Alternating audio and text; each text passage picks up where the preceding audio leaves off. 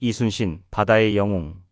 1592년 임진년 봄, 조선의 바다는 고요했습니다. 그러나 그 정적은 곧 닥쳐올 폭풍의 전조였습니다. 한반도의 남쪽 끝, 전라자수영의 밤은 깊어만 가고 한 남자가 촛불 아래에서 지도를 응시하고 있습니다. 촛불이 바람에 흔들릴 때마다 그의 얼굴에 드리워진 그림자도 함께 흔들렸습니다. 하지만 그의 눈빛은 조금도 흔들리지 않았습니다. 깊고 단호하며 이미 모든 것을 각오한 사람의 눈빛이었습니다. 그의 이름은 이순신. 훗날 조선의 바다를 지켜낸 불패의 장군이자 죽는 날까지 나라와 백성을 자신보다 먼저 생각한 사람. 그러나 지금 이 순간 그는 그저 한 명의 외로운 무관으로서 다가올 전쟁을 홀로 준비하고 있었습니다. 촛불 앞에 펼쳐진 지도에는 조선 남해안의 해안선이 복잡하게 그려져 있었습니다. 한산도 앞바다, 견내량의 좁은 물길, 울돌목의 험한 조류. 이순신은 이 지형들 하나하나를 손가락으로 짚으며 머릿속으로 전투를 그렸습니다. 만약 적이 이쪽으로 온다면, 만약 이 물길을 이용한다면, 만약 조류가 바뀌는 순간을 포착한다면, 지도 위에서 수백 번의 전투가 벌어지고 또 끝났습니다. 이 고독한 밤의 준비가 훗날 기적을 만들게 될 것이었습니다. 이순신의 방은 언제나 서류들로 가득 차 있었습니다. 보급 현황 보고서, 병사들의 상태를 기록한 문서, 해안 지형에 대한 자료들, 그리고 왜군의 움직임에 관한 첩보들. 그는 이 모든 정보를 분석하고 종합하여 전략을 세웠습니다. 단순히 용감한 것으로는 전쟁을 이길 수 없다는 것을 그는 알고 있었습니다. 치밀한 준비와 정확한 판단, 그리고 그 판단을 실행할 수 있는 훈련된 병사들. 이 세 가지가 갖추어졌을 때 비로소 승리가 가능하다는 것을. 전라자수영의 밤은 깊어갔지만 이순신의 촛불은 꺼지지 않았습니다. 새벽빛이 창문을 통해 스며들 때쯤에야 그는 붓을 내려놓았습니다. 잠시 눈을 감았다가 다시 떴습니다. 오늘도 해야 할 일들이 기다리고 있었습니다. 훈련장에 나가야 하고 수리 중인 판옥선의 진행 상황을 확인해야 하며 식량 창고의 재고도 점검해야 했습니다. 이순신은 천천히 일어섰습니다. 전쟁은 아직 오지 않았지만 그의 전쟁은 이미 시작되어 있었습니다. 이순신이 바라보던 지도 위의 물길들은 오늘도 그대로 그 자리에 있습니다. 울돌목의 거센 조류는 지금도 아침에는 동쪽으로, 오후에는 서쪽으로 흐릅니다. 한산도 앞바다는 지금도 맑고 넓습니다. 노량 앞바다는 지금도 그 이름으로 불립니다. 이순신이 그 물길들 위에서 싸우고 이기고 죽은 지 400년이 넘었지만 그 바다는 여전히 같은 자리에서 같은 소리를 내며 출렁이고 있습니다. 마치 그날의 기억을 간직한 채로. 그 눈빛은 결코 하루아침에 만들어진 것이 아니었습니다. 이순신의 삶은 처음부터 순탄하지 않았습니다. 1545년 서울 건천동에서 태어난 그는 명문 가문 출신이었지만 집안의 형편은 넉넉하지 못했습니다. 6살 무렵 아산으로 이사한 이순신은 충청도의 산과 들 속에서 자랐습니다. 어린 시절을 함께한 자연이 그에게 인내와 관찰력을 길러주었습니다. 나무가 바람에 휘어도 뿌리가 뽑히지 않는 것처럼 이순신은 어떤 시련에도 자신의 뿌리를 잃지 않는 사람으로 자랐습니다. 어린 시절을 아산에서 보낸 그는 또래 아이들과 처음부터 달랐습니다. 동네 아이들이 놀이를 할 때도 이순신은 항상 지휘를 맡았고 싸움이 벌어지면 가장 먼저 앞에 나섰습니다. 단순히 용감해서가 아니었습니다. 옳고 그름에 대한 감각이 남달리 예민했고 억울한 자를 그냥 지나치지 못하는 성품이었습니다. 어른들은 저 아이가 나중에 크게 될 것이라고 수군거렸습니다. 그러나 세상은 그에게 쉽게 길을 열어주지 않았습니다. 묵과 시험을 준비하던 28살의 어느 날 이순신은 말을 타다 낙마하는 사고를 당했습니다. 땅에 떨어지는 순간 왼쪽 다리가 부러지는 소리가 들렸습니다. 시험관들이 달려왔고 주변 응시자들이 웅성거렸습니다. 이제 시험은 끝났구나 하는 시선들이 모여들었습니다. 누군가 부축하려 손을 내밀었지만 이순신은 손을 저었습니다. 그는 스스로 일어났습니다. 부러진 다리를 이끌고 근처 버드나무 가지를 꺾어 직접 부목을 댔습니다. 천천히 그러나 흔들리지 않는 손으로. 그리고 다시 말에 올랐습니다. 주변 사람들이 숨을 죽였습니다. 저 사람이 미쳤나? 아니면 무언가 다른 사람인가? 이순신은 시험장을 끝까지 완주했습니다. 고통의 흔적이 그의 얼굴 곳곳에 역력했지만 눈빛만은 흔들리지 않았습니다. 그 시험에서 그는 낙마로 인해 결국 탈락했습니다. 하지만 4년 뒤인 1576년 32의 나이에 그는 무과에 당당히 합격했습니다. 늦었지만 그 늦음이 오히려 더 단단한 준비의 시간이었습니다. 무관으로서의 첫 발령지는 함경도 동국이 보였습니다. 변방의 척박한 땅, 추위와 싸우며 오랑캐를 막아야 하는 곳. 하지만 이순신은 그곳에서도 최선을 다했습니다. 방비를 철저히 갖추고 병사들을 훈련시키고 백성들을 보살폈습니다. 그러나 그의 고든 성품은 곧 시험에 들었습니다. 상관이 부당한 명령을 내렸습니다.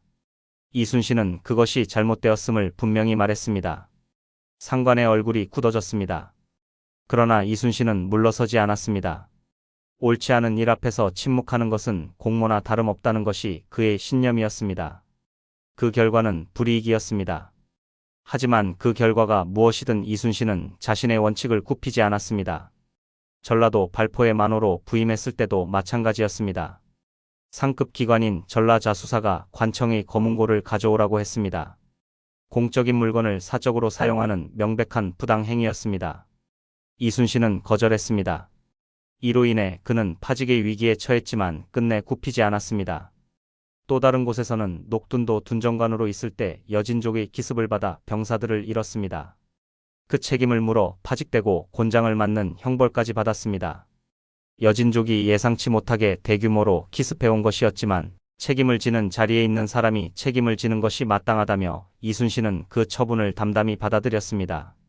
이렇듯 이순신의 초기 관직 생활은 파직과 복직, 좌청과 기용이 반복되는 험난한 여정이었습니다. 그러나 그 모든 과정에서 이순신은 한 가지를 잃지 않았습니다. 자신의 원칙이었습니다. 뇌물을 받지 않고 권력자의 청탁을 들어주지 않으며 옳은 일 앞에서 굽히지 않는다. 그 원칙이 그를 여러 번 공경에 빠뜨렸지만 동시에 그것이 그를 이순신으로 만들었습니다. 그리고 그 이름이 전쟁이라는 극한의 상황에서 진정한 빛을 발하게 됩니다. 이순신의 초기 삶에서 또 하나 주목해야 할 것이 있습니다. 그의 독서입니다. 이순신은 무인이었지만 책을 가까이 했습니다. 손자병법을 비롯한 병법서들을 깊이 연구했고 역사서를 통해 과거의 전쟁들을 공부했습니다. 그리고 시를 지었습니다. 난중일기에는 그가 지은 여러 편의 시가 남아 있습니다. 무인이 시를 짓는다. 이것이 이상하게 보일 수도 있습니다. 하지만 그것이 이순신의 깊이를 만들었습니다. 전쟁을 숫자로만 보지 않고 그 뒤에 있는 사람들을 보는 능력. 적군도 인간이라는 것을 알면서도 지켜야 할 것을 위해 싸우는 것. 그 균형이 이순신을 단순한 군인이 아닌 진정한 장수로 만들었습니다. 그리고 이순신은 가족을 사랑했습니다. 전쟁 중에도 아내에게, 아들들에게 편지를 썼습니다. 난중일기에는 아들의 안부가 걱정된다는 구절이 수없이 나옵니다. 맏아들 회가 전장에서 함께 싸우다 눈앞에서 부상을 입었을 때 이순신은 아버지로서 무너지는 마음을 일기에 솔직하게 적었습니다. 그러나 전투를 멈추지는 않았습니다. 아들을 걱정하는 아버지의 마음과 전쟁을 끝내야 한다는 장군의 책임감. 그 두 가지가 이순신 안에서 늘 함께 있었습니다. 전쟁이 일어나기 불과 1년 전인 1591년 이순신은 전라자수사로 임명되었습니다. 파격적인 발탁이었습니다. 당시 그는 정읍형감이었는데 여러 단계를 뛰어넘어 수군을 총지휘하는 자리에 오른 것이었습니다. 이것은 서인 계통의 영의정 유성룡이 이순신의 능력을 일찌감치 알아보고 강력히 추천한 덕분이었습니다. 조정에서는 반발도 있었습니다. 경력에 비해 너무 높은 자리에 너무 빨리 올랐다는 불만이었습니다. 하지만 유성룡은 물러서지 않았습니다. 나라의 남쪽 바다를 지킬 자는 이순신밖에 없습니다. 그 판단이 훗날 조선을 구했습니다. 이순신이 전라자수영에 부임했을 때 그 앞에 놓인 현실은 참혹했습니다. 낡고 부서진 판옥선들은 바다에 나가는 것 자체가 위험해 보였습니다. 창고에는 무기도 식량도 턱없이 부족했습니다. 군사들은 훈련이라고는 받아본 적 없는 오합지졸이었고 일부는 군역을 피해 도망쳤다가 억지로 끌려온 이들로 채워진 허술한 조직이었습니다. 전임 수사가 군기를 전혀 세우지 않았기 때문이었습니다. 장병들 사이에서는 술과 노름이 성행했고 훈련은 형식적으로만 이루어졌습니다. 이것이 조선 수군의 현실이었습니다. 그러나 이순신은 흔들리지 않았습니다. 그는 부임 첫날부터 전혀 다른 모습을 보였습니다. 새벽동이 트기 전에 일어나 직접 훈련장으로 나갔습니다. 그리고 잠자리에서 허겁지겁 달려온 병사들 앞에서 직접 시범을 보였습니다. 활을 쏘고 칼을 휘두르고 노를 젓는 자세를 하나하나 교정해 주었습니다. 처음에 병사들은 당황했습니다. 수사 어른이 직접 이런 일을 한다는 것이 낯설었기 때문입니다. 하지만 며칠이 지나면서 분위기가 바뀌기 시작했습니다. 장군이 저렇게 하는데 우리가 게으를 수 없지 않느냐는 자각이 퍼져나갔습니다. 훈련은 매일 혹독하게 이루어졌습니다. 노를 젓는 훈련에서는 지정된 거리를 지정된 시간 안에 완수해야 했습니다. 화포 훈련에서는 목표물을 정확히 맞춰야 했습니다. 대형 훈련에서는 신호에 따라 즉각적으로 움직이는 기민함을 길렀습니다. 처음에는 불평이 쏟아졌습니다. 왜 이리 혹독하게 훈련시키느냐. 지금 전쟁이 난 것도 아닌데 다른 고을 수군들은 이렇게 하지 않는다더라. 이순신은 그 불평을 모른 척하지 않았습니다.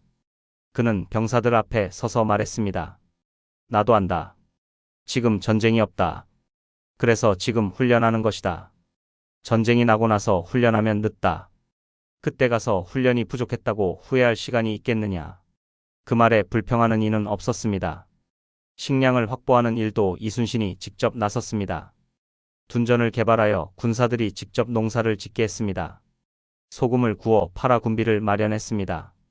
해안의 어장을 개발하여 물고기를 잡아 저장했습니다. 이렇게 하나씩 쌓인 물자들이 훗날 전쟁이 나고도 수군이 굶주리지 않을 수 있는 기반이 되었습니다. 이순신은 모든 것을 직접 챙겼습니다. 무기 창고에 무기가 얼마나 있는지, 화약의 재고가 얼마인지, 판옥선의 수리 상태가 어떤지 아침마다 보고를 받고 직접 현장을 돌아보며 확인했습니다. 그리고 거북선이 탄생했습니다. 이미 고려시대부터 거북 모양의 배에 대한 기록이 있었지만 이순신은 이를 전혀 새로운 개념의 전투함으로 재탄생시켰습니다.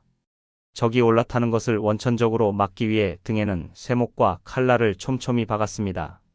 화포 공격에도 버틸 수 있도록 두꺼운 철판으로 온몸을 감쌌습니다. 용의 머리 모양으로 만든 뱃머리에서는 유황 연기와 화포를 동시에 쏘아낼 수 있게 설계했습니다. 사방에 화포 구멍을 내어 어느 방향에서든 공격할 수 있게 했습니다. 거북선은 단순히 방어가 강한 배가 아니었습니다. 이순신이 거북선에 담은 전략적 개념은 훨씬 깊었습니다. 당시 해전의 주류는 배를 붙이고 병사들이 올라타서 칼로 싸우는 방식이었습니다. 왜군이 특히 이 전법에 능했습니다. 그들은 조총으로 먼저 적을 제압한 뒤 재빠르게 적선에 올라타 칼싸움으로 승부를 결짓는 데 익숙했습니다. 이순신은 바로 이 왜군의 강점을 완전히 무력화하는 무기로 거북선을 설계했습니다. 올라탈 수 없는 배, 접근할 수 없는 배, 오직 화포로만 싸우는 배. 그것이 거북선의 본질이었습니다. 거북선이 완성되던 날 이순신은 직접 배에 올라 구석구석을 살폈습니다. 화포의 각도를 확인하고 노 젓는 속도를 측정하고 연기 발생 장치가 제대로 작동하는지 점검했습니다. 그는 설계자였지만 동시에 가장 엄격한 검사관이었습니다. 조금이라도 부족한 부분이 있으면 즉시 수정을 지시했습니다. 이 배로 싸울 병사들의 목숨이 달린 문제였으니까요. 거북선이 진수되던 날 이순신은 난중일기에 이렇게 적었습니다. 거북선을 처음 내렸다. 대포 쏘는 것을 시험해 보았다. 그 담담한 문장 뒤에 수개월에 걸친 모든 준비와 노력이 담겨 있었습니다. 설계 과정은 쉽지 않았습니다. 이순신은 날이면 날마다 장인들과 함께 작업장에 앉아 설계도를 들여다보았습니다. 이 부분을 조금 더 두껍게 해야 하지 않겠나? 저 포구의 각도를 바꾸면 어떻겠나? 속도를 높이려면 노를 더 늘려야 하는데 그러면 너무 무거워지지 않겠나? 수없이 설계를 고치고 시제품을 만들고 물 위에 띄워 실험했습니다. 실패하면 다시 수정했습니다. 잘 되면 더 개선할 방법을 찾았습니다. 그 집요한 완성을 향한 노력이 마침내 세계 최초의 철갑선을 탄생시켰습니다. 사람들은 여전히 비웃었습니다. 배가 저리 무거워서야 어찌 파도를 탈 수 있겠냐고. 전투에서 저 배가 무슨 소용이 있겠냐고. 하지만 이순신은 묵묵히 못을 박았습니다. 장인들의 망치 소리가 새벽 내내 전라자수영에 울려 퍼지던 그 시절, 이순신은 완성되어가는 거북선을 바라보며 조용히 다짐했습니다. 이 배가 조선을 지킬 것이다. 이 배가 왜군의 함대를 뚫고 들어가 길을 열 것이다. 그 확신이 있었기에 그는 비웃음 앞에서도 흔들리지 않았습니다. 1592년 4월 13일 새벽 부산 앞바다에서 파수꾼이 경악할 광경을 목격했습니다. 수평선이 보이지 않을 정도로 빽빽하게 들어찬 배들이었습니다. 700여 척의 외선이 부산 앞바다를 가득 메웠습니다. 대마도에서 출발한 고니시 유키나가의 선봉대 1만 8천여 명이 먼저 상륙했습니다. 조선의 방어선은 종이장처럼 무너졌습니다. 부산 진성의 첨사정발이 끝까지 싸우다 전사했고 동래성의 부사 송상현도 성을 사수하다 장렬히 순국했습니다. 송상현이 일본군의 항복 공고에 보낸 답장에는 조선인의 기계가 담겨 있었습니다. 싸워서 죽기는 쉬우나 길을 빌려주기는 어렵다. 그 절규가 담긴 편지를 읽은 일본 장수들조차 감탄했다고 전해집니다. 그러나 그 용기에도 불구하고 동래성은 무너졌습니다. 아무리 결사의 의지가 있어도 훈련도 무기도 없는 병사들로는 정의의 왜군을 막을 수 없었습니다. 한양까지의 길이 열렸고 패전의 소식은 전국으로 퍼져나갔습니다. 이 소식이 전라자수영에 도달했을 때 장병들의 표정은 어두웠습니다. 조선의 육군이 이렇게 맥없이 무너지는데 우리 수군이라고 무사하겠냐는 절망감이 퍼져나갔습니다. 일부 병사들은 몰래 짐을 싸기 시작했습니다. 도망치려는 것이었습니다. 이순신은 그것을 알았습니다. 하지만 그는 탈영을 막는 것으로 이 상황을 해결하려 하지 않았습니다. 대신 그는 모든 장병들을 한자리에 모았습니다. 그리고 직접 섰습니다. 갑옷을 입고 칼을 차고 병사들의 눈을 하나하나 바라보며 제군들 두려운가? 나 또한 두렵다. 두려움을 느끼는 것은 부끄러운 일이 아니다. 우리는 지금 역사상 유례없는 침략에 맞서야 한다. 하지만 나는 여러분에게 한 가지를 묻고 싶다. 만약 우리가 도망친다면 이 바다를 누가 지키겠는가? 조선의 남해안에는 수많은 마을이 있고 수많은 백성이 살고 있다. 우리가 이 바다를 포기하는 순간 그 백성들은 어떻게 되겠는가? 나의 부모와 형제가 이 남쪽 바다 너머에 있다. 그대들의 가족도 마찬가지다. 우리가 여기서 버티지 않으면 그 사람들을 지켜줄 사람은 없다. 나는 나갈 것이다. 함께 가겠는가? 긴 침묵이 흘렀습니다. 그리고 하나씩 둘씩 병사들이 고개를 들었습니다. 두려움은 여전히 있었지만 그 두려움을 이기는 무언가가 자리를 잡았습니다. 의무감이었습니다. 책임감이었습니다. 그리고 이순신에 대한 신뢰였습니다. 출격 명령이 떨어졌습니다. 이순신이 이끄는 전라자수군의 판옥선 함대가 전라자수영을 빠져나갔습니다. 노젓는 소리가 일제히 울렸고 돛이 바람을 받아 부풀었습니다. 이순신은 선두 판옥선의 가장 높은 곳에 서서 바다를 바라보았습니다. 이 바다가 조선의 운명을 가를 것이다. 이 바다에서 이기지 못하면 조선은 없다. 그 무거운 인식이 그의 어깨를 짓눌렀지만 그는 허리를 굽히지 않았습니다. 5월 7일 정오 옥포 앞바다. 조선 수군이 처음으로 왜군과 마주했습니다. 척선들이 항구 안에 정박해 있었고 왜군들은 해안마을을 약탈하느라 경계를 소홀히 하고 있었습니다. 이순신은 신중했습니다. 처음 맞이하는 실전이었습니다. 훈련이 아무리 잘 되어 있어도 실전은 달랐습니다. 병사들이 실전에서 어떻게 반응할지, 포의 조준이 실전에서도 잘 이루어질지, 대형이 혼란 속에서도 유지될지 모든 것이 처음이었습니다. 옥포로 향하는 길, 이순신은 배 위에서 조용히 바다를 내려다보았습니다. 그 바다 아래에 무엇이 있는지, 어디에 암초가 있는지, 바람이 어느 방향으로 부는지, 그것들이 전투에서 변수가 될 수 있었습니다. 이순신은 함께 있는 수로 안내인을 불렀습니다. 이 바다에 대해 가장 잘 아는 사람에게 마지막으로 확인했습니다.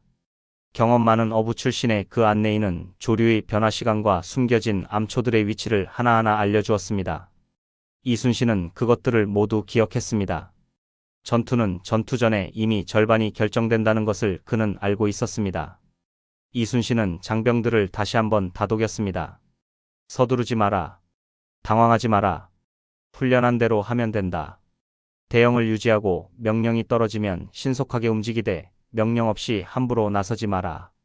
판옥선들이 천천히 그러나 단단한 대형을 유지하며 접근했습니다. 왜군들이 뒤늦게 이순신의 함대를 발견하고 배로 달려왔습니다. 혼란이 생기기 시작했습니다. 하지만 조선의 함대는 흐트러지지 않았습니다. 쏘아라.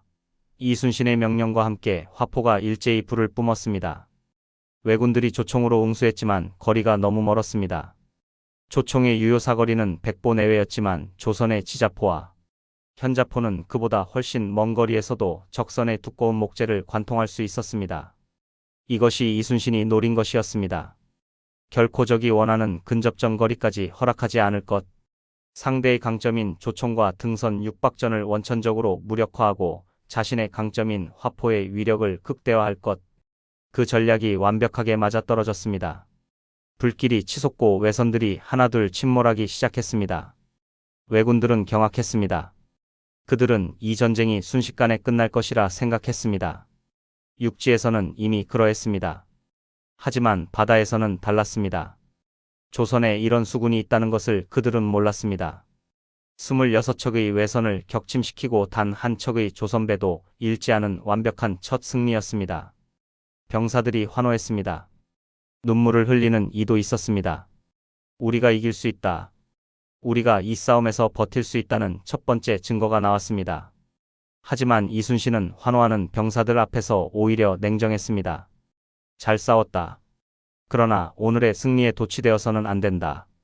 오늘 전투에서 우리가 잘한 것도 있지만 더 잘할 수 있었던 순간들도 있었다. 그는 하나씩 짚었습니다. 어느 판옥선은 신호를 받고도 움직임이 늦었다. 어느 화포의 사격 타이밍이 맞지 않았다. 대형이 일시적으로 흐트러진 순간이 있었다.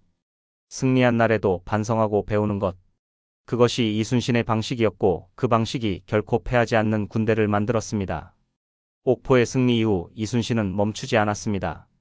5월 29일 이번 목적지는 사천이었습니다. 경남의 해안도시 사천. 그 아름다운 바다에서 역사는 새로운 페이지를 열었습니다. 거북선이 처음으로 실전에 투입되는 날이었습니다. 이순신이 그토록 많은 밤을 바쳐 설계하고 수없이 고치고 다듬은 그 배가 드디어 진짜 전투에 나서는 것이었습니다. 사천에서 왜군들은 해안 절벽 위에 진을 치고 있었습니다.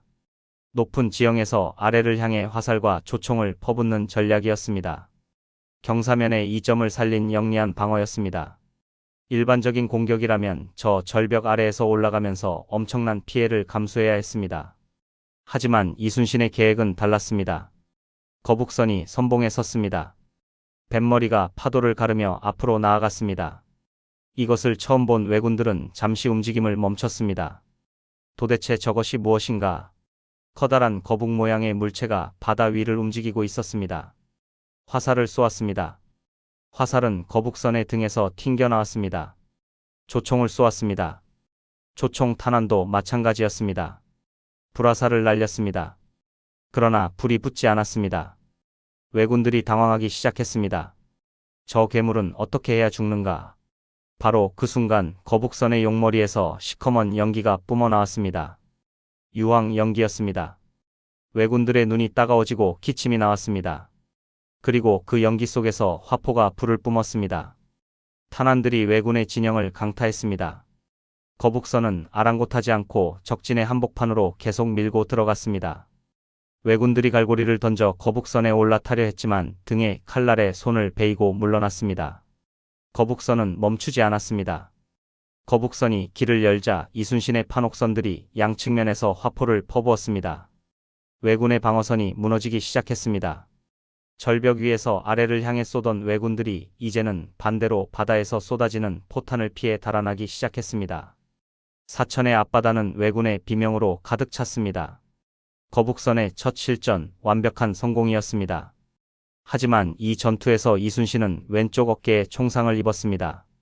적진 깊숙이 파고들어 지휘하던 중 왜군의 조총 탄환이 그의 어깨를 뚫은 것입니다. 통증이 온몸으로 퍼졌습니다. 피가 흘러 갑옷의 어깨 부분을 적셨습니다. 부하들이 놀라 달려왔습니다. 하지만 이순신은 손을 들어 그들을 물리쳤습니다. 표정 하나 바꾸지 않고 목소리 하나 높이지 않고 그는 말했습니다. 싸움이 급하다. 내 상처를 알리지 마라. 만약 장군이 부상당했다는 소식이 퍼지면 병사들의 사기가 떨어질 것이었습니다. 이순신은 그것을 막았습니다. 그는 왼손으로 어깨를 움켜쥐고 오른손으로는 계속 지휘를 했습니다. 전투가 끝날 때까지 단 한마디의 신음도 내뱉지 않았습니다. 전투가 끝난 후 이순신은 직접 송곳으로 총탄을 파내며 무심히 말했습니다. 이 정도면 괜찮다. 그 말에 주변 사람들이 더 울었습니다. 연이은 승전보가 조선 전국으로 퍼져나갔습니다. 육지에서는 연패를 거듭하고 있었지만 바다에서만큼은 이순신이 이기고 있었습니다. 백성들은 이순신이라는 이름에서 희망을 찾았습니다. 일부 조정 대신들은 이순신의 승리 소식을 반가워했지만 일부는 다른 시선으로 바라보았습니다. 저렇게 공을 쌓으면 나중에 통제가 어려워진다는 시기심 섞인 우려였습니다. 그러나 지금 당장은 이순신이 필요했습니다. 1592년부터 1597년까지 이순신은 조선 수군을 최강으로 만들었습니다. 전투력뿐 아니라 복지와 보급, 군기와 사기까지. 이순신이 있는 수군과 없는 수군은 하늘과 땅 차이였습니다. 왜군들도 이순신이라는 이름을 들으면 전의를 잃었다고 합니다. 이순신만 없으면 조선 수군은 아무것도 아니라는 말이 왜군들 사이에서 공공연하게 돌았습니다. 그리고 왜군은 그것을 이용했습니다. 이순신 한 사람을 제거하면 조선의 바다는 무너진다는 계산이었습니다. 그 계산이 결국 거짓 첩보와 모함이라는 형태로 나타났습니다. 이순신의 삶에서 우리는 한 가지 역설을 봅니다. 가장 충성스러운 자가 가장 억울한 시험을 당한다는 역설. 그러나 이순신은 그 역설 앞에서도 무너지지 않았습니다. 오히려 그 시험이 그를 더 단단하게 만들었습니다. 인간이 가장 바닥까지 내려갔다가 다시 일어설 때 그 사람은 이전과는 다른 강함을 갖게 됩니다.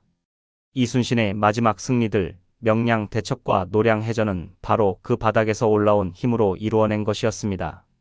1592년 7월 이순신 앞에 가장 큰 시험이 다가왔습니다. 왜군이 대규모 정예 함대를 집결시킨 것이었습니다. 와키자카 야스하루. 그는 일본 전국시대를 통일하는 과정에서 수많은 전투를 치른 베테랑 장수였습니다. 육지에서의 전투에서도 혁혁한 공을 세웠고 해전에서도 경험이 풍부했습니다. 그는 앞선 해전의 패배들을 지옥으로 여겼습니다. 반드시 이순신을 제압하고 조선 수군을 괴멸시키겠다는 의지로 70여 척의 정예 함대를 이끌고 견내량으로 향했습니다. 이순신에게도 이 소식이 들어왔습니다. 70척 이상의 외 함대가 견내량에 집결했다는 정보였습니다. 이순신은 즉시 전략을 세웠습니다. 견내량에서 싸우는 것은 불리했습니다. 그 좁은 물길에서는 판옥선의 기동성과 화포의 화력을 온전히 발휘하기 어려웠습니다. 그리고 무엇보다 좁은 공간에서는 숫자의 열세가 치명적이었습니다. 이순신은 지도를 들여다보았습니다. 한산도 앞바다. 넓고 탁 트인 그 바다가 눈에 들어왔습니다. 그곳이라면 판옥선의 장점을 최대한 살릴 수 있었습니다. 문제는 적을 어떻게 그 넓은 바다로 끌어낼 것인가였습니다. 이순신은 유인 전술을 구상했습니다. 거북선을 포함한 소수의 배를 먼저 견내량 안으로 보내 왜군을 도발하고 왜군이 추격해오면 한산도 앞바다로 이끈다는 계획이었습니다. 단순해 보이지만 위험한 계획이었습니다. 유인을 맡은 배들이 너무 멀리 도망치면 왜군이 의심하고 너무 느리게 도망치면 포위당할 수 있었습니다. 절묘한 속도와 연기가 필요했습니다. 이순신은 유인 임무를 맡은 장수들을 불러 거듭 당부했습니다. 절대 너무 빨리 도망쳐서는 안 된다. 적이 충분히 따라오도록 해야 한다. 하지만 포위당해서도 안 된다. 정확히 한산도 앞바다까지만 이끌어라. 7월 8일 아침 계획이 실행에 옮겨졌습니다. 거북선과 5척의 판옥선이 먼저 견내량으로 들어갔습니다. 그들은 일부러 느릿느릿 움직였습니다.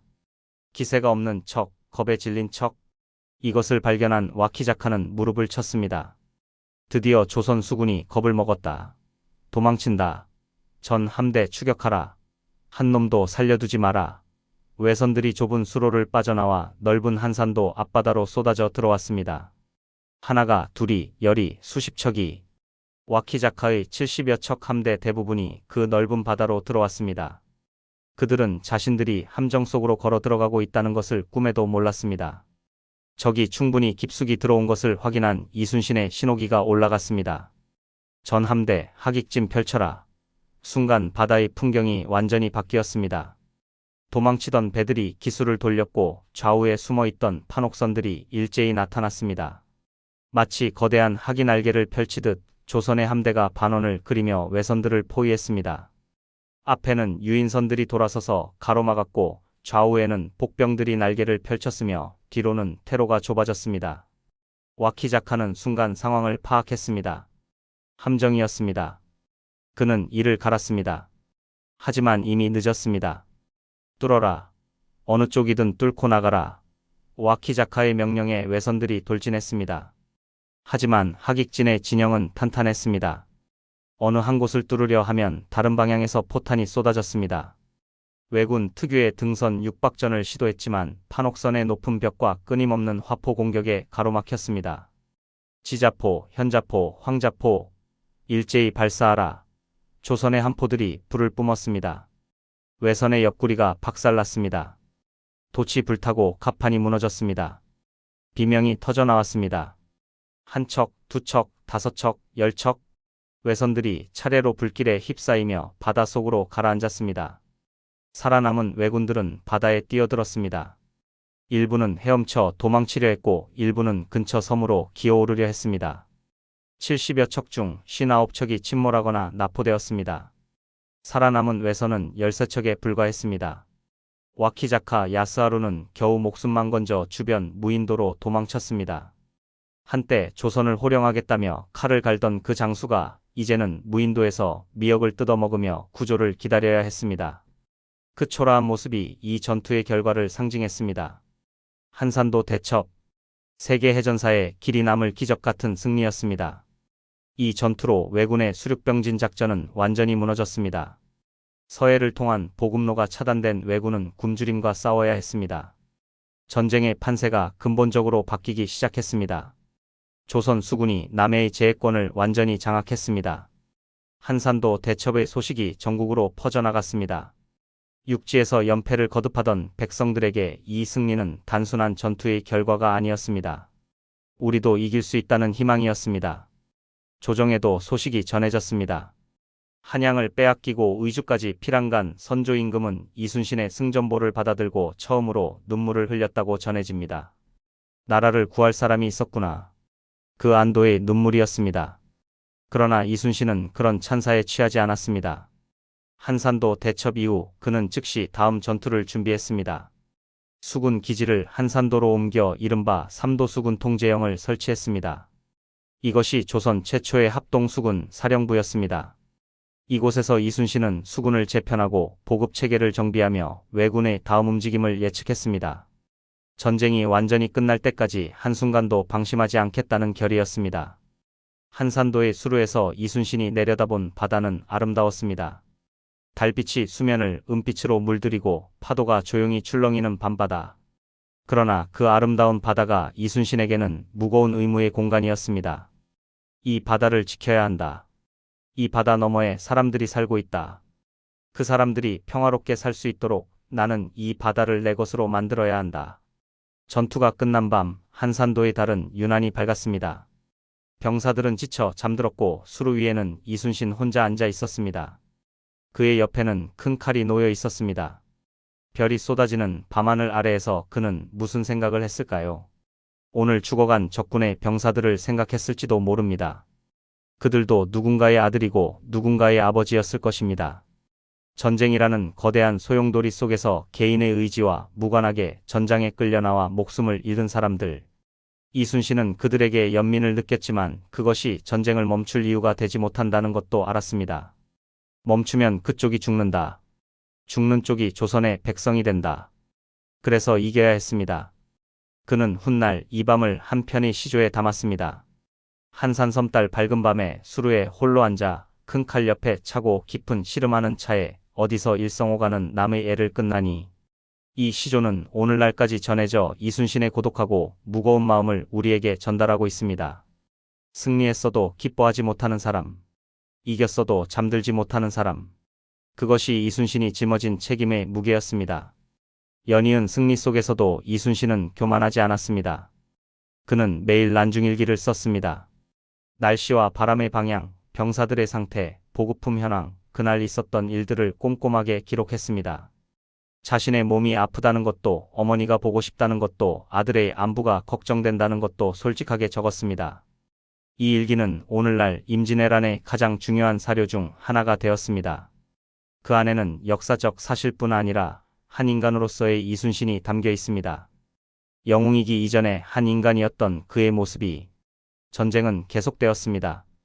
그리고 전장보다 더 무서운 적이 이순신을 향해 다가오고 있었습니다. 바로 조정의 정치였습니다. 이순신의 명성이 높아질수록 그를 시기하고 두려워하는 세력도 커졌습니다. 왜군은 이 기회를 놓치지 않았습니다. 일본군 요시라라는 인물이 조선 조정에 접근해 거짓 첩보를 흘렸습니다. 외장 가토 기요마사가 바다를 건너올 것이니 이순신이 나가서 잡으면 된다는 내용이었습니다. 이순신은 그것이 함정임을 간파했습니다. 가토가 건너온다는 시간과 장소가 지리적으로 맞지 않았습니다. 적이 정말로 취약하게 건너온다면 먼저 그 사실을 흘리겠느냐는 상식적 판단도 있었습니다. 이순신은 출동하지 않았습니다.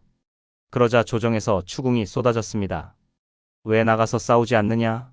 적을 잡을 기회를 왜 놓쳤느냐? 이순신은 자신의 판단을 굽히지 않았습니다.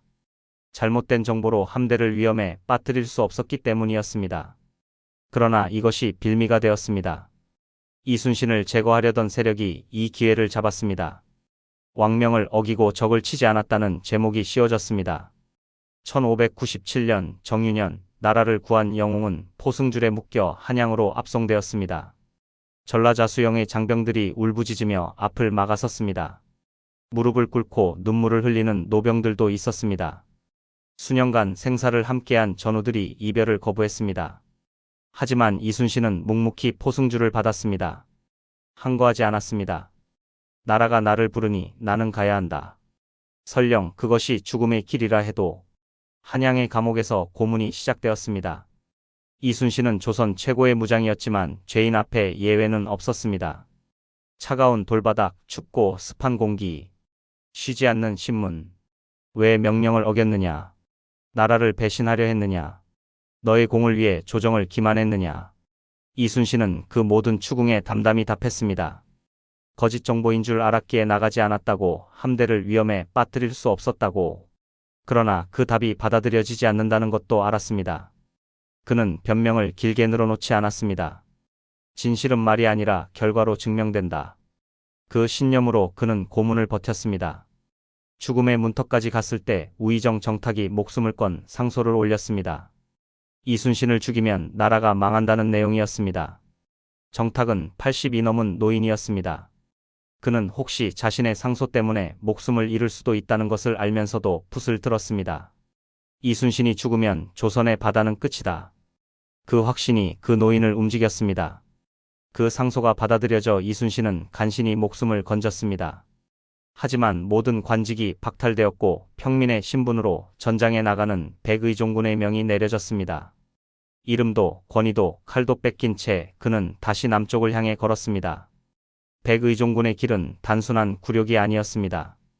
조선 최고의 무장이 아무런 직함도 없이 아무런 권한도 없이 그저 한 명의 무명인사로 전쟁터를 향해 걷는 것이었습니다. 지나는 마을마다 이순신을 알아보는 사람들이 있었습니다. 어떤 이들은 절을 올렸고 어떤 이들은 눈물을 흘렸습니다. 어떤 이들은 음식을 내왔습니다. 장군, 어찌 이렇게 되셨습니까?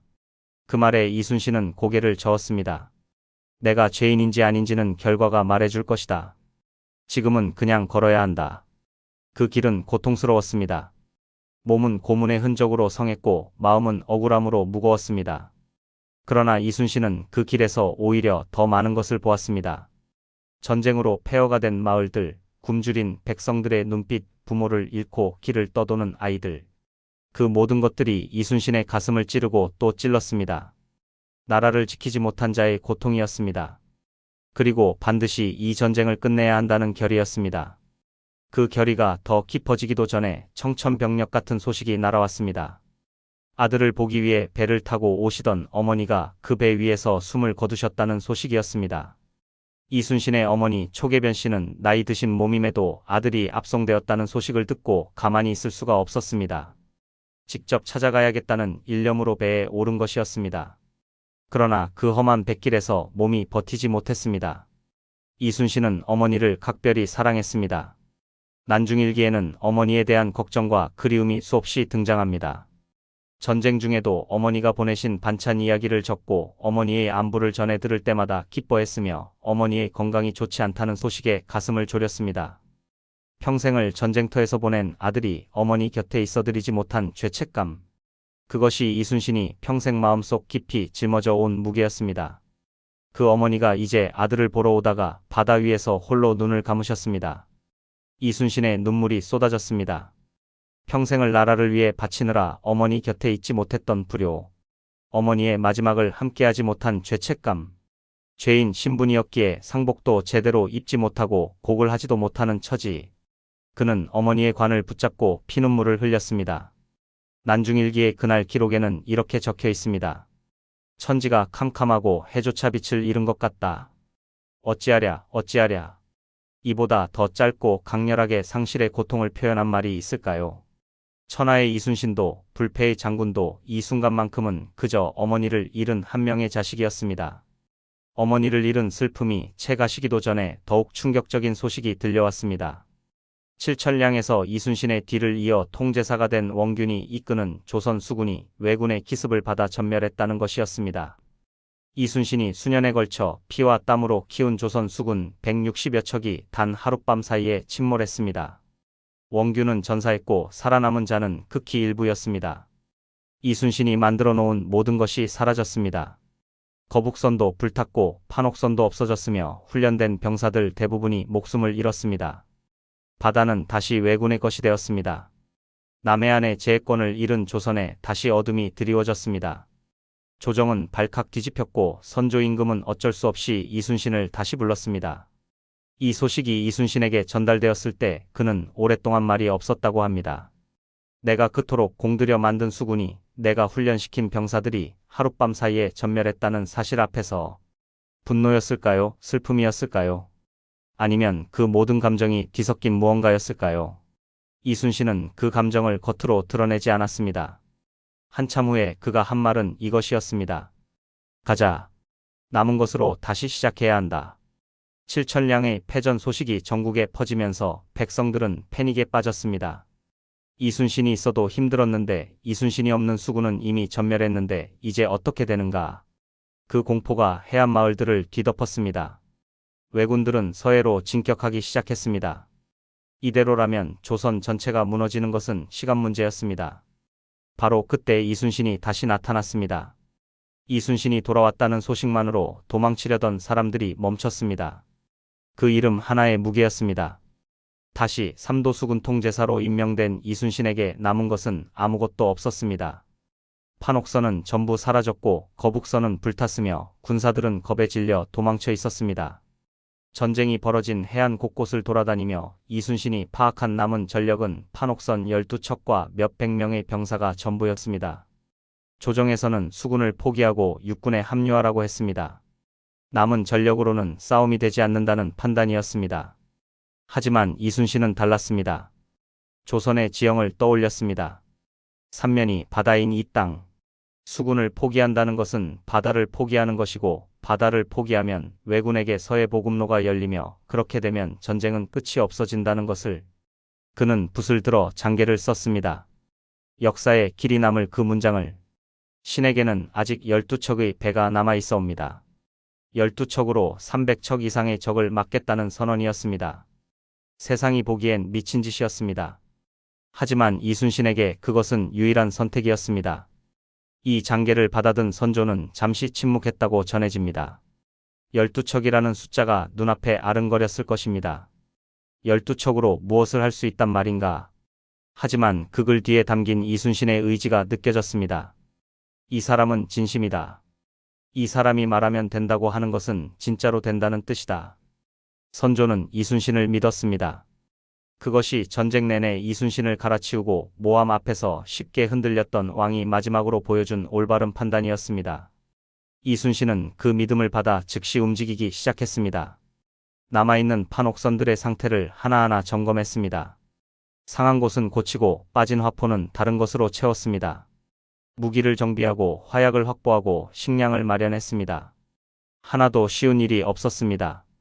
자원도 부족하고 시간도 없었습니다. 하지만 이순신은 있는 것으로 지금 할 수 있는 것부터 하나씩 해나갔습니다. 그것이 그의 방식이었습니다. 흩어진 병사들을 모으는 일이 시작되었습니다. 이순신은 직접 산과 마을을 돌아다녔습니다. 도망쳐 숨어있던 병사들을 찾아가 눈을 마주쳤습니다. 나와 함께 가자. 그것이 전부였습니다. 그러나 이순신의 이름 하나가 그 말에 힘을 불어넣었습니다. 칠천량에서 살아남은 병사들, 고향으로 도망쳤던 이들, 두려움에 몸을 떨고 있던 사람들. 이순신이 직접 찾아온다는 소식이 퍼지자 이번에는 병사들이 먼저 찾아왔습니다. 이름 없는 백성들도 모여들었습니다. 어부들이 배를 끌고 왔고 농부들이 식량을 가지고 왔습니다. 이 장군을 위해서라면, 이 장군을 따라간다면 살아남을 수 있을 것 같다는 믿음이었습니다. 이순신은 그 믿음을 받았습니다. 그리고 그에 걸맞은 전략을 구상하기 시작했습니다. 12척으로 300척 이상을 상대해야 했습니다. 정면 대결은 불가능했습니다. 지형과 조류를 이용해야 했습니다. 이순신의 눈이 지도 위 한 곳에 멎었습니다. 울돌목. 전라남도 진도와 육지 사이의 좁은 해협. 바다가 우는 소리를 낸다 하여 붙여진 이름. 그 험한 물길이 이번에는 이순신의 무기가 될 것이었습니다. 이순신은 며칠을 울돌목 주변을 걸으며 조류를 관찰했습니다. 아침에는 동쪽으로, 오후에는 서쪽으로 바뀌는 조류의 패턴을 몸으로 익혔습니다. 조류가 바뀌는 정확한 시간을 파악했습니다. 좁은 물길 때문에 대규모 함대가 한꺼번에 들어올 수 없다는 지형적 특성도 확인했습니다. 모든 계산이 맞아떨어졌습니다. 이 좁은 물길에서 조류가 바뀌는 그 순간에 싸운다면 12척으로도 수백 척을 상대할 수 있었습니다. 이순신은 또한 울돌목 주변의 지형도 철저히 파악했습니다. 물길 양쪽의 절벽, 암초의 위치, 바람의 방향. 이 모든 정보가 전투에서 변수가 될 수 있었습니다. 그는 현지 어부들을 만나 이 물길을 가장 잘 아는 이들의 이야기를 들었습니다. 오래전부터 이 물길에서 살아온 어부들은 울돌목의 조류가 얼마나 강하고 예측 불가능한지 잘 알고 있었습니다. 이순신은 그 지식을 흡수했습니다. 현지인들이 두려워하는 그 물살이 이순신에게는 무기가 되었습니다. 그리고 이순신은 병사들의 마음도 준비시켰습니다. 두려움을 없애려 한 것이 아니었습니다. 두려움이 있어도 싸울 수 있는 이유를 심어주려 했습니다. 그는 병사들 한 명 한 명과 눈을 마주쳤습니다. 어느 병사의 고향이 어디인지, 집에 누가 있는지, 무엇이 걱정인지. 이순신은 그것들을 기억했습니다. 그리고 전투 전날 밤 그들에게 말했습니다. 내 가족을 생각하라. 그 얼굴들을 기억하며 싸워라. 그것이 우리가 여기 있는 이유다. 1597년 9월 15일 밤 이순신은 장병들을 마지막으로 모았습니다. 내일이 우리의 운명을 가를 날이다. 두려운 것은 당연하다. 나도 두렵다. 하지만 들어라. 병법에 이르기를 죽고자 하면 살고 살고자 하면 죽는다고 했다. 한 사람이 좁은 길목을 굳게 지키면 1000명도 두렵게 할 수 있다고 했다. 우리의 상황이 바로 그러하다. 내일 뒤로 물러서는 자는 군법으로 즉시 처단할 것이다. 그러나 나와 함께 싸우는 자는 내 목숨보다 먼저 지킬 것이다. 자, 이제 마지막으로 가족들을 떠올려라. 그 얼굴들을 기억하며 싸워라. 그것이 우리가 싸우는 이유다. 병사들은 그 밤 잠을 이루지 못했습니다. 1597년 9월 16일 새벽 안개가 자욱한 울돌목에 이순신의 13척이 일렬로 섰습니다. 그렇습니다. 어느새 한 척이 더 합류하여 13척이 되었습니다. 수평선에 점들이 나타나기 시작했습니다. 처음에는 10개, 20개, 그것이 곧 수십 개, 수백 개가 되었습니다. 330척의 외선이 바다를 가득 채우며 다가오고 있었습니다. 어떤 병사들은 손이 굳었고 어떤 병사는 입술을 깨물었습니다. 발이 떨리는 것을 멈출 수가 없었습니다. 하지만 이순신은 배의 앞머리에 서서 그 330척을 바라보았습니다. 흔들리지 않는 눈으로. 전투가 시작되자 일부 판옥선들이 뒤로 물러나기 시작했습니다. 공포가 만들어낸 본능이었습니다. 하지만 이순신이 탄 대장선은 홀로 앞으로 나아갔습니다. 한 척이 330척의 대함대를 향해 혼자서 돌진했습니다. 물러서지 마라. 내가 여기 있다. 죽고자 하면 살 것이니 뒤로 물러서지 마라. 이순신의 목소리가 울돌목 위에 울려 퍼졌습니다. 그 목소리는 파도 소리를 뚫고 외선들이 내뿜는 포성을 뚫고 도망치려던 병사들의 심장을 찌르듯 파고들었습니다. 대장선에서 쏟아지는 포탄이 외선의 선두를 강타했습니다. 외선 한 척이 불길에 휩싸였습니다. 수십 척의 외선이 대장선을 에워쌌습니다. 사방에서 화살이 날아들었습니다. 이순신은 칼을 뽑아 들었습니다. 그리고 직접 싸웠습니다. 그 모습을 지켜보던 병사들이 하나씩 돌아왔습니다. 거제 현령안이가 뱃머리를 돌렸습니다. 중군장 김응암도 따라왔습니다. 한 척이 두 척이 되고 두 척이 다섯 척이 되고 13척이 다시 하나로 뭉쳤습니다. 치열한 사투가 계속되었습니다. 조선 수군의 화포가 끊임없이 불을 뿜었습니다. 하지만 330척의 압박은 거셌습니다. 그러나 오전에 사투가 절정에 달했을 때 이순신이 기다리던 그 순간이 왔습니다. 울돌목의 조류가 바뀌었습니다. 서해 쪽으로 흐르던 물살이 멈추더니 동해 쪽으로 역전되기 시작했습니다. 이순신이 며칠을 걷고 또 걸으며 측정해 두었던 바로 그 시간이었습니다. 좁은 울돌목을 빽빽하게 채우고 있던 외선들이 갑자기 역류를 만났습니다. 배들이 방향을 잃고 서로 부딪히기 시작했습니다. 앞으로도 뒤로도 갈 수 없는 상태가 되었습니다. 소용돌이에 휘말린 외선들은 조종불능이었습니다. 이순신은 그 순간을 놓치지 않았습니다. 지금이다. 전 함대 총공격. 13척이 일제히 적을 향해 돌진했습니다. 견고한 소나무 판옥선이 삼나무 외선의 옆구리를 충파했습니다. 하나가, 둘이, 열이 넘게 침몰했습니다. 왜군의 선봉장 구르지마 미치후사의 목이 잔려깃대에 걸렸습니다. 그것을 본 왜군들의 사기가 한순간에 무너졌습니다. 두려움이 왜군 진영을 지배했습니다. 13척에 밀려 330척이 도망치는 광경이 펼쳐졌습니다. 최종 결과는 역사가 기억하는 숫자로 남았습니다. 외선 31척 격침, 수십 척 반파. 조선 판옥선 피해 전무. 세계 해전사에서 이런 수의 열세를 극복한 전투는 거의 없었습니다. 그래서 이 전투는 지금도 기적이라 불립니다. 전투가 끝난 뒤 이순신은 난중일기에 딱 한 문장을 남겼습니다. 이것은 실로 천행이다. 자신의 전략을 자랑하지 않았습니다. 자신의 용맹을 내세우지 않았습니다. 오직 하늘이 도왔다고, 백성들이 도왔다고, 죽기를 각오한 병사들이 기적을 만들었다고 했습니다. 그것이 이순신이었습니다. 이기고도 교만하지 않은 사람. 승리를 자신의 것으로 삼지 않는 사람. 명량 대첩 이후에도 이순신의 싸움은 끝나지 않았습니다. 다시 병사들을 모으고 배를 수리하며 보급을 확보하는 지루하고 고된 작업이 계속되었습니다. 56세의 노장군은 만신창이가 된 몸을 이끌고 매일 새벽에 일어나 배를 점검하고 훈련을 지휘하고 병사들의 밥을 살폈습니다. 자신은 항상 가장 나중에 먹었고 항상 가장 나중에 잠자리에 들었습니다. 그 모습을 곁에서 지켜보는 병사들의 마음에 충성심이 자라났습니다. 이 장군을 위해서라면 목숨도 아깝지 않다는 감정이었습니다. 1598년 여름 전쟁의 판도가 완전히 바뀌고 있었습니다. 명나라의 대규모 원군이 조선에 투입되었고 전국 각지의 의병들이 왜군을 끊임없이 괴롭혔습니다. 보급이 끊긴 왜군은 점차 지쳐가고 있었습니다. 그리고 그해 8월 도요토미 히데요시가 세상을 떠났습니다. 왜군은 퇴각 명령을 받았습니다. 7년간의 참혹한 전쟁이 드디어 끝을 향해 치닫고 있었습니다. 하지만 이순신은 단호했습니다. 단순히 도망치는 적을 보내서는 안 된다고 생각했습니다.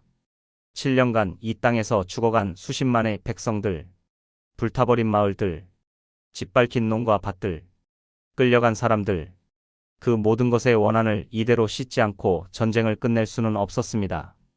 그리고 더 중요한 것이 있었습니다. 이들을 제대로 괴멸시키지 않으면 반드시 다시 올 것이라는 예감이었습니다. 이 전쟁의 씨앗을 완전히 없애야 다음 세대가 같은 고통을 겪지 않는다는 것을, 이 원수들을 살려보낼 수 없다.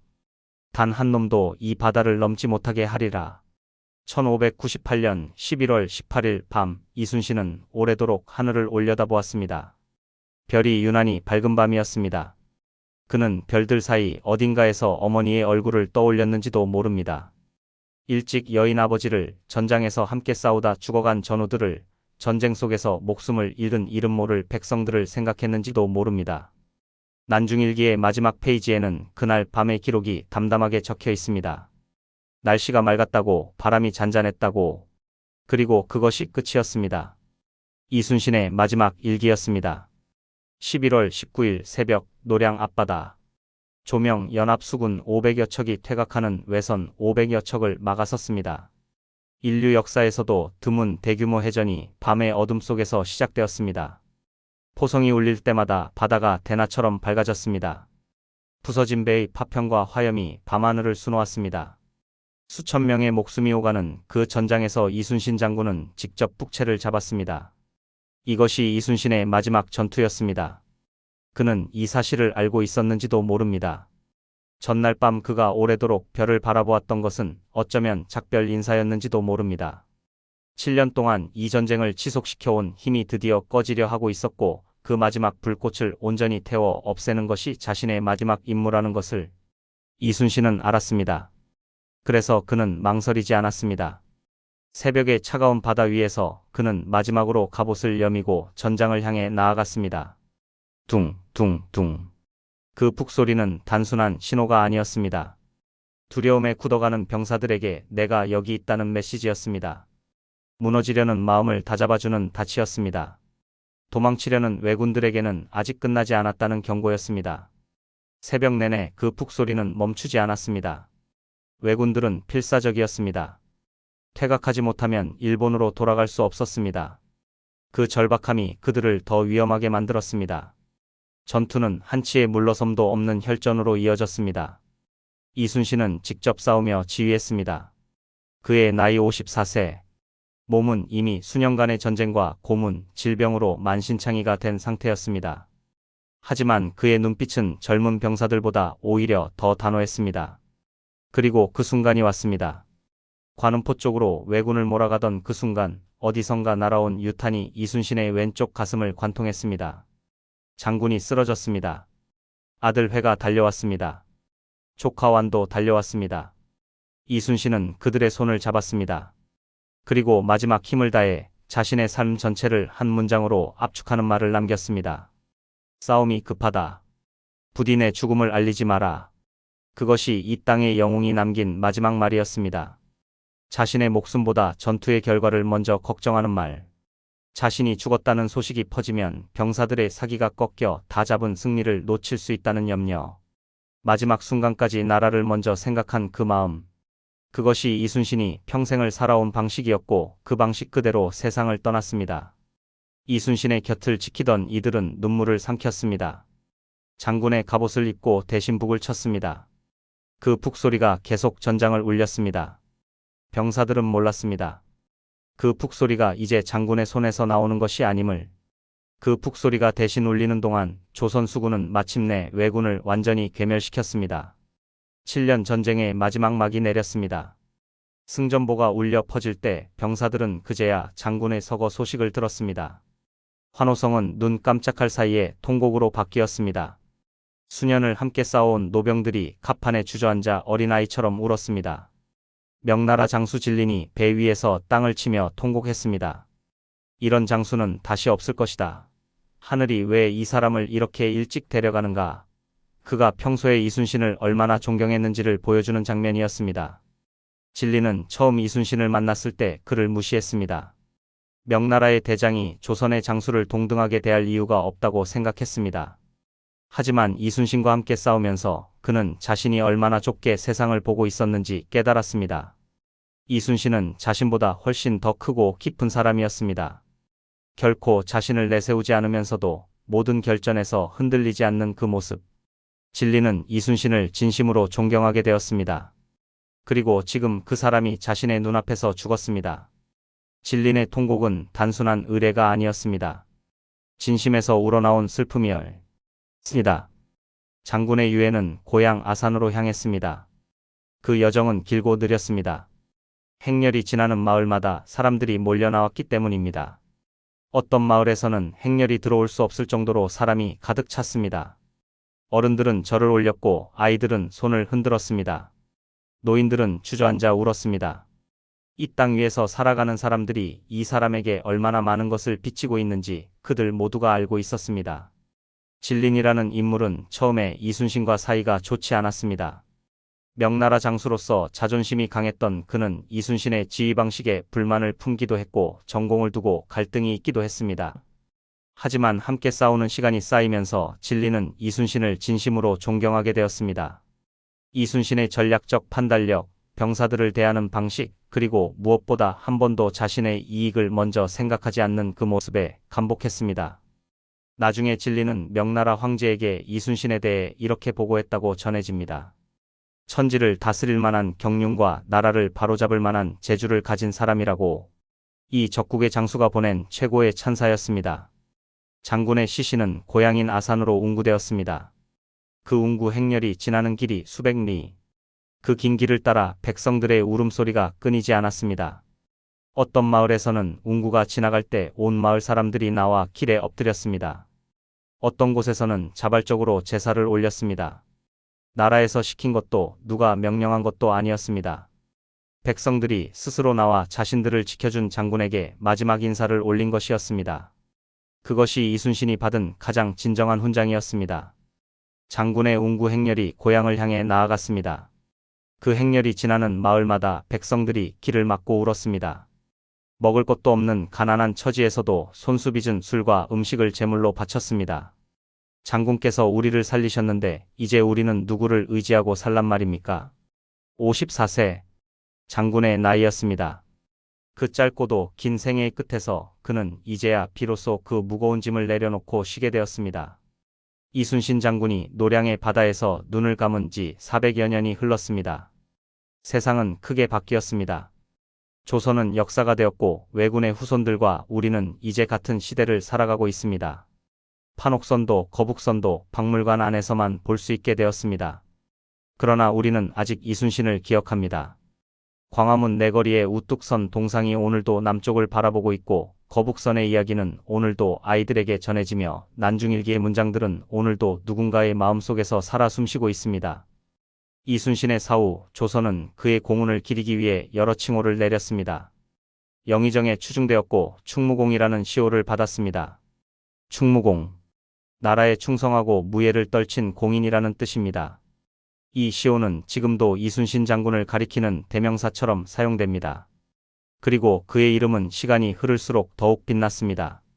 조선이 망하고 일제강점기가 오고 독립이 되고 전쟁이 또 일어나고 그 모든 고통의 역사 속에서 이순신이라는 이름은 한국인에게 희망과 저항의 상징이 되었습니다. 포기하지 않는 자의 이름, 쓰러져도 다시 일어서는 자의 이름으로. 현재 대한민국 해군의 이순신급 구축함은 이순신 장군의 이름을 달고 바다를 누빕니다. 가장 첨단의 군함에 가장 오래된 정신을 담은 것입니다. 그리고 매년 이순신 장군의 탄신일인 4월 28일에는 전국에서 기념행사가 열립니다. 400년이 넘은 지금도 그는 우리 곁에 살아 있습니다. 그가 남긴 것은 불패의 전적이 아닙니다. 23전 23승이라는 숫자가 아닙니다. 그보다 훨씬 더 깊고 오래 남는 것들이 있습니다.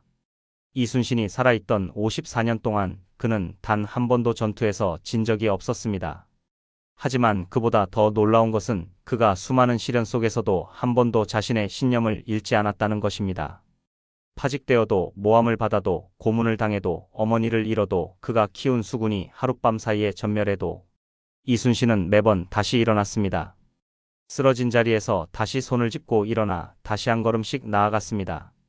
그 반복이 이순신이라는 사람을 만들었고 그 반복이 조선을 구했습니다. 이순신의 삶을 돌이켜보면 한 가지 패턴이 보입니다. 그는 결코 자신을 위해 싸우지 않았습니다. 출세를 위해서도 명예를 위해서도 부를 위해서도 아니었습니다. 그는 오직 자신이 책임져야 할 사람들을 위해 싸웠습니다. 병사들, 백성들, 가족들, 그리고 아직 태어나지 않은 후손들. 그 책임감이 그를 움직인 원동력이었고 그 책임감이 그를 죽는 날까지 전장에 서 있게 했습니다. 이순신이 우리에게 진정으로 가르쳐주는 것은 영웅주의가 아닙니다. 그는 자신이 영웅이라고 생각하지 않았습니다. 단지 자신이 해야 할 일이 있었고 그 일을 했을 뿐입니다. 전라자수영에 부임해서 낡은 배를 수리하고 군사들을 훈련시키는 일. 밤에 잠들지 못하고 지도를 들여다보는 일. 조류를 측정하기 위해 며칠씩 바닷가를 걷는 일. 전투가 끝난 뒤에 부상병의 상처를 살피는 일. 이순신의 위대함은 이런 사소하고 반복적인 일들을 한 번도 빠뜨리지 않고 해낸 데 있습니다. 위대함이란 거창한 것이 아닙니다. 오늘 해야 할 일을 오늘 하는 것.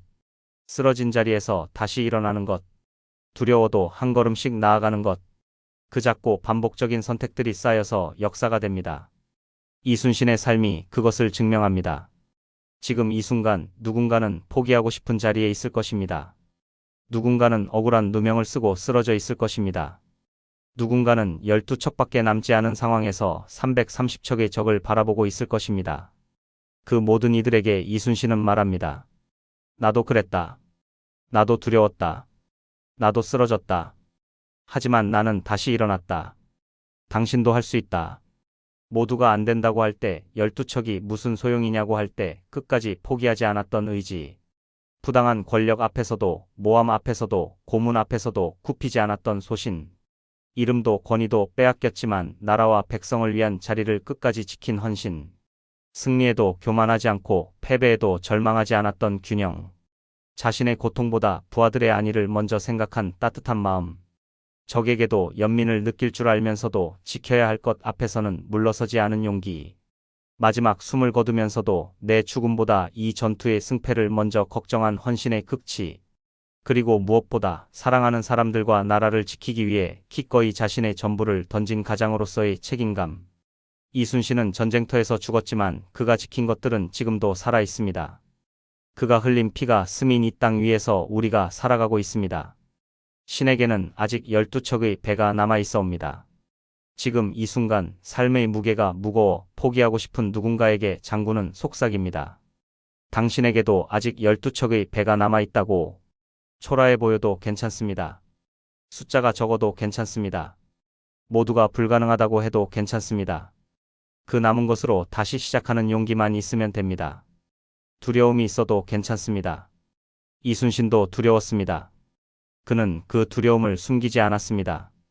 병사들 앞에서 솔직하게 말했습니다. 나도 두렵다고. 하지만 그는 두려움을 이유로 멈추지 않았습니다. 두려움을 인정하면서도 한 걸음씩 나아갔습니다. 그것이 진정한 용기입니다. 두려움이 없는 것이 아니라 두려움이 있어도 나아가는 것. 당신의 12척이 무엇인지 생각해 보세요. 작은 재능일 수도 있습니다. 소중한 사람들일 수도 있습니다. 아직 포기하지 않은 꿈일 수도 있습니다. 오늘 하루를 버텨낸 그 의지일 수도 있습니다. 그것으로 충분합니다. 이순신도 12척으로 시작했습니다.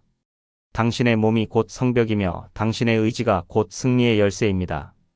오늘 하루를 버텨낸 당신은 이미 이순신처럼 싸우고 있는 것입니다.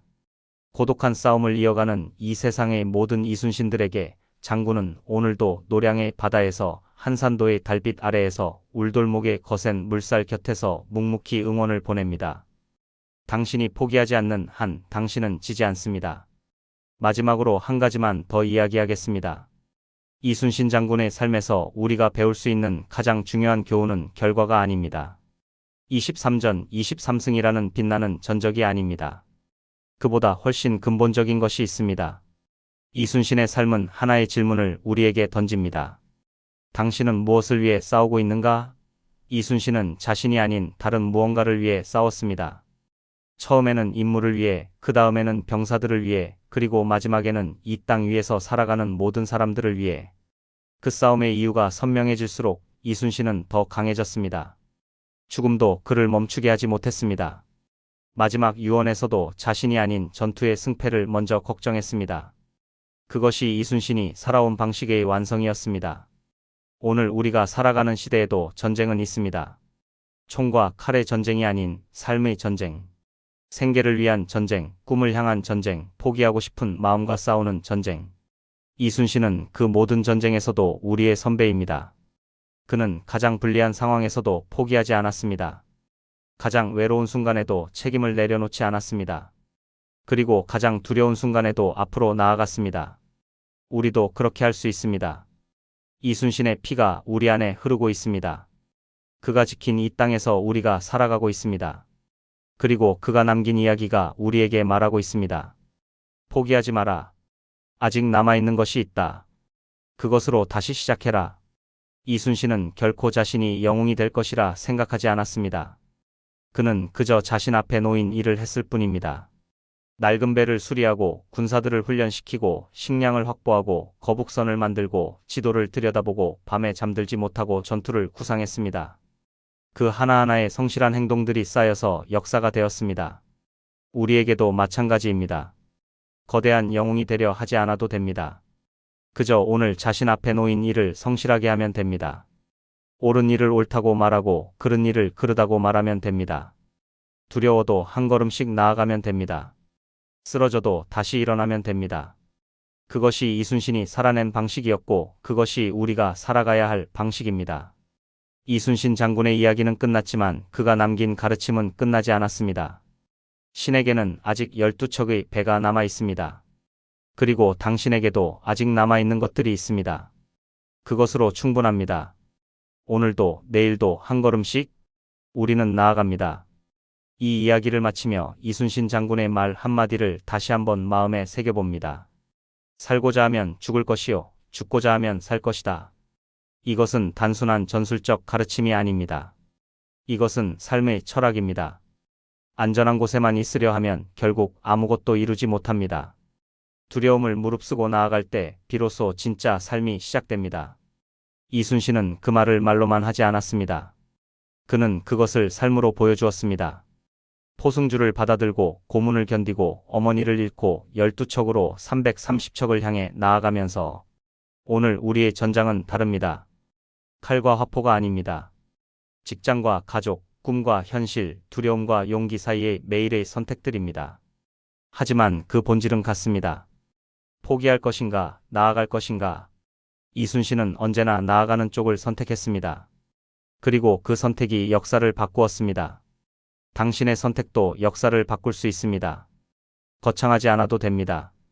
오늘 하루를 버텨내는 것, 포기하고 싶은 순간에 한 번 더 시도해보는 것, 쓰러진 자리에서 손을 짚고 일어나는 것, 그것이 당신의 명량 대첩이고 당신의 한산도 대첩입니다. 이순신 장군의 이야기는 400년 전에 끝났습니다. 하지만 그 정신은 지금도 이 땅에 살아있고 지금 이 이야기를 듣고 있는 당신의 마음속에도 살아있습니다. 장군이 지킨 이 바다 위에서, 장군이 흘린 피가 스민 이 땅 위에서 우리는 오늘도 살아갑니다. 그것만으로도 우리는 이미 그의 유산을 이어받은 사람들입니다. 오늘도 내일도 포기하지 않고 나아가세요. 신에게는 아직 12척의 배가 남아 있습니다. 그리고 당신에게도